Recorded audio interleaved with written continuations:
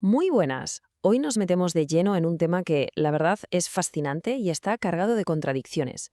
El imperio. Para entenderlo, vamos a seguir la pista del capítulo 11 de Sapiens de Yuval Noah Harari y a desgranar qué son los imperios y cómo su legado, que es súper complejo, nos sigue definiendo a día de hoy. Y para empezar, ¿qué os parece si nos vamos a la antigua Hispania? Venga, vamos a situarnos. Estamos en la península ibérica, siglo II a.C. A ver, que Roma en ese momento era, vamos, la dueña y señora del Mediterráneo. Habían machacado a imperios, había sometido a las orgullosas ciudades-estado griegas.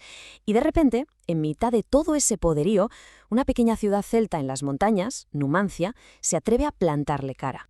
Los numantinos, la verdad, no lo tenían nada fácil. A su favor, poco más que un amor increíble por su libertad y un terreno complicado para el enemigo. Pero ojo, que la que liaron fue tan gorda que obligaron a una legión romana tras otra a darse la vuelta.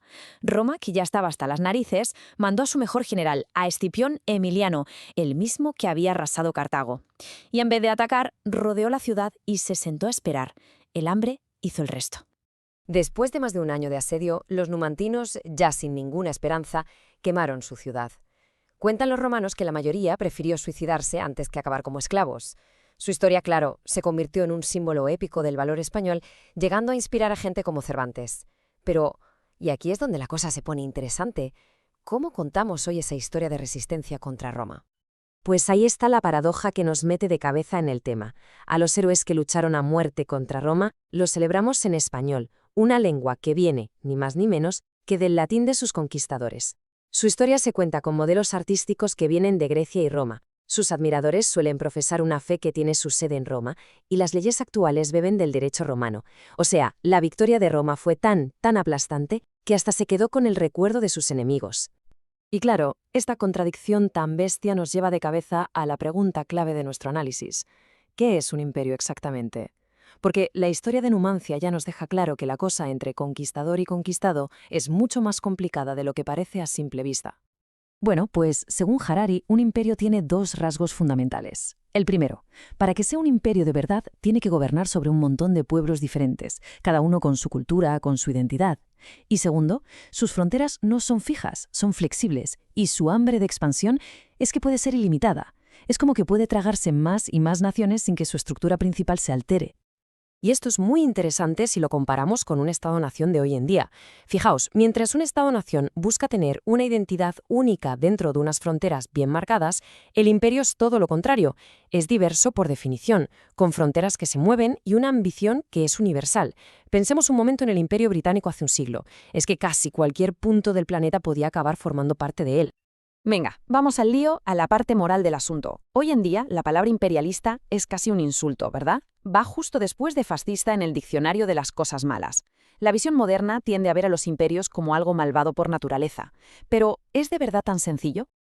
A ver, no nos engañemos, la realidad es que esto era brutal. Construir y mantener un imperio casi siempre significaba masacres, esclavitud, una opresión constante. Las guerras de conquista, mover a pueblos enteros de sitio, los genocidios, no eran fallos del sistema, eran las herramientas del sistema. Hay una cita que lo clava, que lo resume todo desde el punto de vista del que pierde. Se le atribuye al historiador Tácito a un jefe caledonio, Calgazco, y dice: al pillaje, la matanza y el robo les dan el falso nombre de imperio, producen un desierto y lo llaman paz. Es que es una visión demoledora del coste humano de todo aquello. Pero, y aquí viene el gran pero, la cuestión clave. Si decimos que todos los imperios son malos, sin más, estamos tirando a la basura la mayor parte de la cultura humana. Las élites imperiales usaban la pasta de la conquista no solo para ejércitos, sino también para financiar filosofía, arte, justicia, el tiempo libre de Cicerón para pensar, la construcción del Taj Mahal, la música de Haydn y Mozart. Muchísimos de los grandes logros de la humanidad, nos guste o no, se pagaron con la explotación de pueblos conquistados. Entonces la pregunta es, ¿cómo se las apañaban los imperios no solo para conquistar, sino para durar? Y para unir a tantísima gente diferente. Pues la clave está en una idea, en una visión ideológica, que fue en su momento una auténtica revolución. Y aquí es donde la cosa cambia por completo. El que le dio la vuelta a la tortilla fue Ciro el Grande de Persia, allá por el 550 a.C. Hasta ese momento se conquistaba para la gloria y punto. Ciro llega con una idea radicalmente nueva. Os conquistamos por vuestro propio bien. La conquista ya no es el objetivo, es una supuesta misión para mejorar la vida de toda la humanidad. Esto choca de frente con nuestro instinto más básico, el tribal, el de nosotros contra ellos. Como se ve aquí, la visión tribal es xenófoba, es exclusiva. Los otros casi ni son personas. En cambio, la ideología imperial solía ser inclusiva, global. Veía a la humanidad como una gran familia. En China, por ejemplo, tenían una idea parecida, la del mandato del cielo. El emperador tenía la obligación de llevar la armonía a todo el mundo. Claro, esta idea de un mundo para todos abrió la puerta a un proceso, fascinante, pero también muy, muy duro, la asimilación. Ese momento en el que los conquistados, ellos, empiezan un camino larguísimo para intentar convertirse en parte del nosotros. El viaje solía ser más o menos así. Primero, la cultura local se va perdiendo, luego la gente adopta la cultura del imperio para poder salir adelante.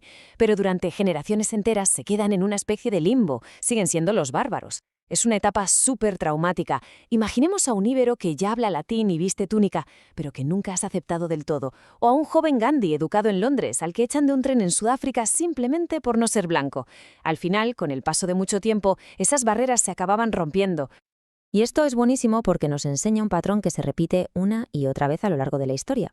Como muestra la tabla, los pueblos sometidos primero se tragan la cultura del imperio. Después, usando los propios valores de esa cultura, empiezan a exigir igualdad. Con el tiempo, la élite original pierde el control y aparece una nueva élite, que ya es multiétnica. Y al final, la cultura imperial que se adoptó no solo sobrevive, sino que sigue evolucionando y prosperando. Con todo esto sobre la mesa, llegamos a una conclusión que es, inevitable. El legado de los imperios es algo de lo que no podemos escapar. No es como un tumor que podamos extirpar de nuestra cultura y ya está. Es que intentar purificar una cultura para encontrar una versión auténtica es una fantasía. Todas, absolutamente todas las culturas de hoy son en parte herencia de algún imperio. El ejemplo de la India moderna es perfecto. Su relación con el Raj británico es de amor y odio. La ocupación fue una salvajada, pero la democracia, los trenes, el sistema de justicia, hasta el té, son herencia británica. Renunciar a todo eso sería renunciar a la propia India de hoy. Y claro, después de todo este viaje por la historia es inevitable preguntarse, ¿y ahora qué? ¿Qué pasa hoy en día? Harari sugiere que lo que estamos viendo es, ni más ni menos, que el nacimiento de un nuevo tipo de imperio. Hay varias cosas que nos están empujando hacia ahí. La idea de nación está perdiendo fuerza frente a la de derechos humanos universales. Problemas como el cambio climático o las pandemias nos gritan que necesitamos soluciones globales. No vale con lo que haga cada país por su cuenta. Las economías nacionales están a merced de lo que decidan los mercados mundiales. Y quizá lo más importante, están haciendo una élite global, de todas las etnias, que comparte una cultura y unos intereses que están por encima de sus países de origen. Y aquí lo dejamos, con esta pregunta que nos lanza Harari y que da mucho que pensar. ¿Estamos asistiendo en directo al nacimiento de un nuevo imperio global? Un imperio que ya no es de un solo país, sino que se basa en una cultura y una élite compartidas. Es una idea potente para reflexionar sobre cómo ese pasado imperial, que parece tan lejano, sigue dándole forma a nuestro futuro. Mil gracias por habernos acompañado.